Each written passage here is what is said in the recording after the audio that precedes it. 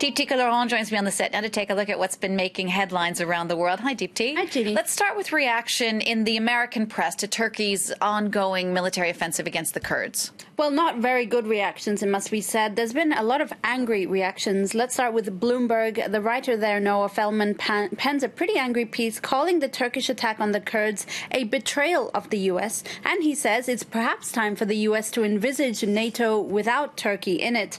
Feldman goes on also to reprimand the U.S.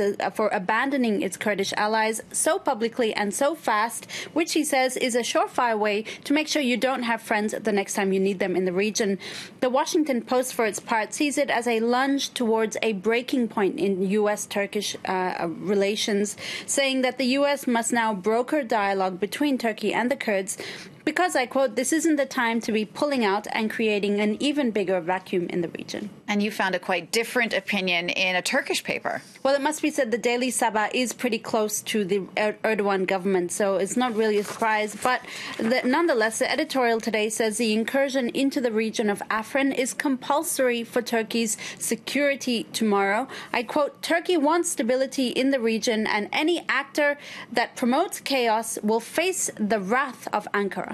Deepti, let's focus now on the Oscar nominations that came out yesterday, and there's been a lot of reaction to those. Well, this time there are good reactions for once, you might say. One writer in the LA Times says this year's hashtag ahead of the ceremony should be "It's about time," because indeed there were more nominations of people of color, of women, much more diverse cast of nominees, and it appears, at least for this writer, that real change is finally happening in Hollywood. Furthermore, the fact that actor James Franco was snubbed despite major Oscars buzz, seems to send a message because, of course, Franco was accused of sexual harassment. It's not really the same story in the conservative press, so let's show you this piece by the National Review, which calls it the anti-Trump Oscars and says films not directed by a white male are likely to win this year in order to satisfy Hollywood's yearning to change the subject from the shame over Spacey, Weinstein and company to its self-proclaimed diversity. Now, there's one movie that sparked a bit of backlash in the New York Times. Tell us about that. That's right. It sort of started a newspaper war, if you like. The French paper Le Monde reports that when the New York Times found out that Steven Spielberg was making the post, they were furious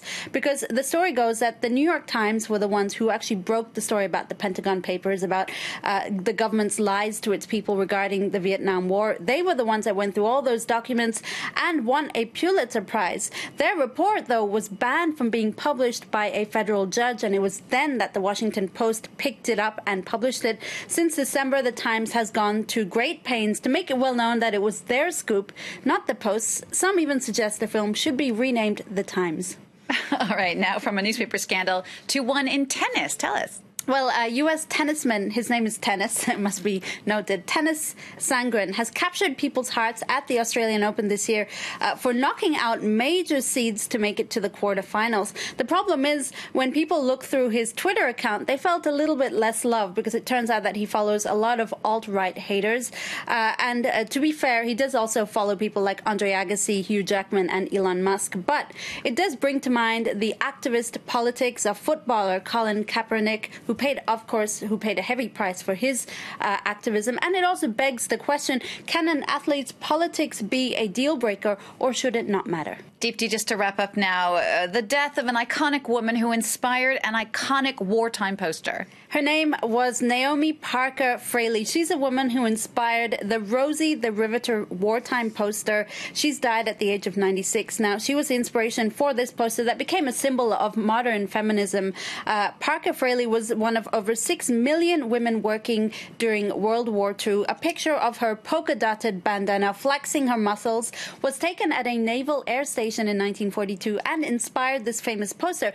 The problem is Parker Fraley didn't even know she was the inspiration for this photo, and for many decades another woman mistakenly picked up the credit. It was only in 2015 that a college professor finally set the record straight after an exhaustive search. That's so interesting. Thank you for that, Deepti Laurent there with today's press review. Thanks to her. Thanks to you for watching. Don't forget, you can get a closer look at the press review, of course, on our website. That address is france24.com.